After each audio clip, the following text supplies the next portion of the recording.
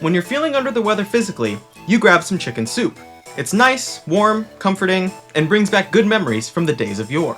Video games can do a similar thing, if you have the right ones in your library. If you've had a bad day and want to wind down, there are certain games you can reach for and smile. I call these chicken soup games, because they can do for your soul what chicken soup does for your soul. A game that can make a cloudy day sunny or a salty day turn sweet is an amazing thing to have in your back pocket. And I think it's natural to have something that can do that for you. Instead of coming home from a bad day at work and cracking open a cold one, I start up one of my chicken soup games.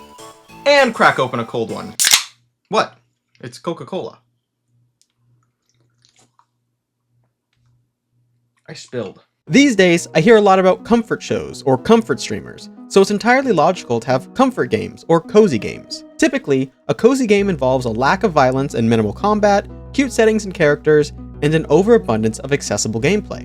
An excellent cozy game is something you can come back to time and time again whenever you need a little dose of relaxation. Some choices of comfort games are incredibly obvious. Animal Crossing or Stardew Valley, anyone? And some make less sense than others. Like, why do I consider Overwatch 2, a game I actually despise, a chicken soup game? The original Overwatch, a far cry from its sequel turned bundle of broken promises Overwatch 2, was a game I got for free one summer day before I even had a PC to play it on. Somehow I stumbled across a giveaway from the Vancouver Titans Pro Team who gave away free copies of the game, which was regularly priced at $60 to people who lived in Canada. Or people who had Canadian addresses. Or people who could Google the address of a Canadian Pizza Hut. Overwatch was the perfect game for me to turn my brain off and play, not just because everybody else in my games, including my own teammates, also played without using an ounce of brain power, but because it's so bright and flashy and distracting. During my junior year of college, I had some times when I felt really lost, and coming home after school, cranking sad music, and playing Overwatch until the early hours of the morning was relaxing to me. I don't play Overwatch anymore, mostly because I'm actually content with my life now, but I did dabble in Overwatch 2 when it first came out in October of 2022. Being a tank player, I didn't like the pressure of solo tanking introduced with Overwatch 2's 5v5 style of gameplay, although I probably put more hours into OW2 than I did the original game over the long haul. These days, I get my shooter hero fix in the form of Marvel Rivals, but that game has the exact opposite effect of chicken soup on me. Maybe it's because I play on PlayStation, but that game just infuriates me. Like, sure guys, I know we're not trying to think it all, but could we have one other healer besides me? No? 5 DPS and me on Luna? Okay.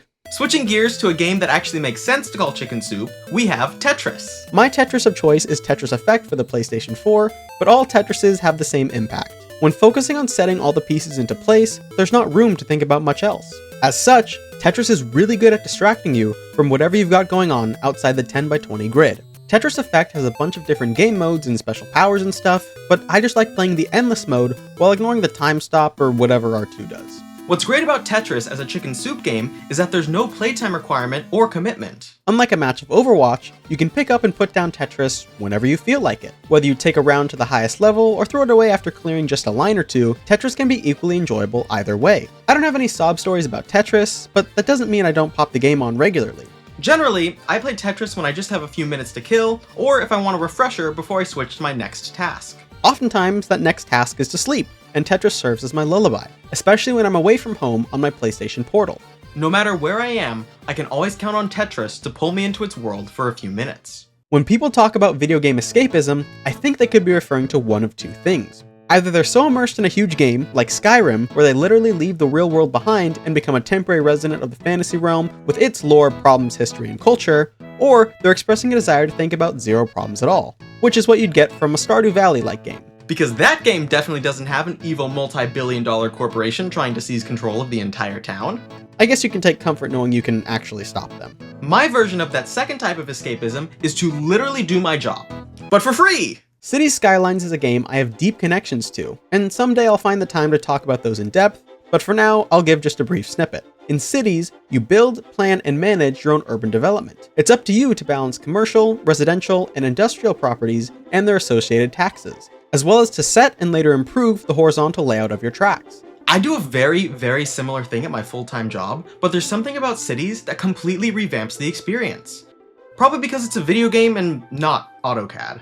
The kind folks over at Sony gave the PlayStation 4 version of Cities Skylines for free one month, and I picked it up because I always picked up the free games. Eventually, I decided to actually boot it up, and it instantly clicked with me. I kid you not when I say I could start up cities, play for what felt like minutes, and then come to realize I had lost hours of daylight. Very few games actually have that effect on me, but Cities is one that hasn't lost its grip. I wish I could play you the music I listen to when playing this game, since it's half the experience to me, but unfortunately, it's all copyrighted. The game features a small handful of radio stations, but Gold FM is my favorite one. It plays a collection of 60s tunes that ooze joy and happiness. Even though there's only a dozen or two songs in rotation that total a runtime of like an hour, it's the only music I want on during my urban development. And when I accidentally fled the suburbs. Sorry, Anna Dixon. As you may have noticed, I don't tend to call games with overarching stories chicken soup games. Something about the presence of a game's plot makes them feel less like chicken soup and more like a full meal that inevitably ends. Having said that, there are games that I considered have a comforting or relaxing effect on me, even though they have a finite narrative.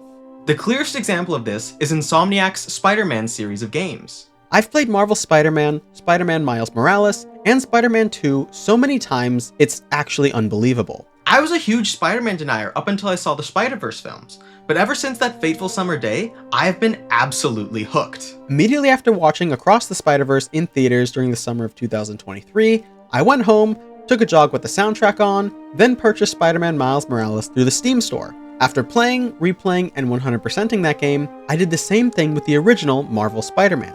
When Spider-Man 2 released and I later got my hands on it, I repeated the process again. Literally just the other day, I was replaying Spider-Man 2 for the heck of it. I will admit that I was skipping through most of the cutscenes and I didn't do any of the optional missions, but that's okay for a replay through. I pretty much just wanted to swing around New York, go fast, and obliterate any and all enemies in sight with my symbiote powers. I did all of those things, and I felt very fulfilled. Finally, we have the most obvious game that I should include on this list. Minecraft. Even if I had all the time in the world, I wouldn't be able to say all the positive things I feel towards Mojang's little block game that could. I started playing Minecraft in 2012, and I've never stopped. As a chicken soup game, Minecraft feels perfect. Depending on how you're feeling and what inspiration strikes, there's an endless sea of things to do in the game. After a long day of work or school, I could load a world I've been playing in for months to work on building something new, exploring different biomes, heading underground to stock up on ores, literally anything. On the flip side, I could create a brand new world to replay the early game again, and feel the satisfaction of starting from nothing and ending with a house that you're proud of. Fun fact about something I've actually done in the past. Sometimes I create worlds where I use creative mode to head underground with a handful of basic supplies, and once I'm established, I switch into survival mode and do nothing but mine.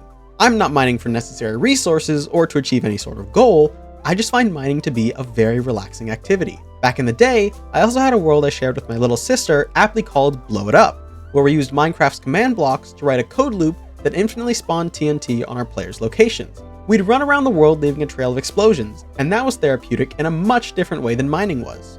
A more destructive type of release. It's basically the trope in all the Disney Channel shows where a teenage girl coming off a fresh breakup is always embraced by her best friend who brings a pint of ice cream to sob into and a pillow to punch the heck out of. Minecraft is my bestie. Most recently, I've been playing Minecraft on PlayStation 5, and I have two worlds I'm working on. There's my single player world, which I named after my cat for some reason, and I play that world most of the time. I have a nice house overlooking an artificial lake I'm decorating, and I've got this new mine shaft that I'm expanding day by day. While I haven't put too much thought into it, I think I want this world to be a little more homesteady than my normal Minecraft experience, which typically involves me building multiple large towns joined by a system of roads in order to make the world feel massive and connected. I don't want projects to stress about this time though, I just want to play some Minecraft. The other world I spend my time on is a Minecraft realm that I share with my girlfriend. Playing with someone else is an entirely different experience, but it's still really fun. We're building this world together, so things are still a work in progress. We're almost done constructing our house, and our mineshaft is still in development too. One activity we love doing is hopping into a boat and heading out to the open water to catch fish. Fishing is a really relaxing activity, and it's easy for us to go into autopilot and get lost in our conversation. Whether it's single player or multiplayer, good old Minecraft never fails to take me into that zen state that I equate with true chicken soup status. I think everybody needs a calming pastime, even if it's not a video game. Painting, stitching, taking photos, making music, doing puzzles, playing games, and really any other activity can help you balance your world out. Like a bowl of chicken soup when you're sick, these activities warm up your body, heart, and soul. In the likely event your chicken soup, comfort, or cozy game isn't the same as mine, I wish you all the best in your relaxation endeavors. I know I'm successful in mine. Hot.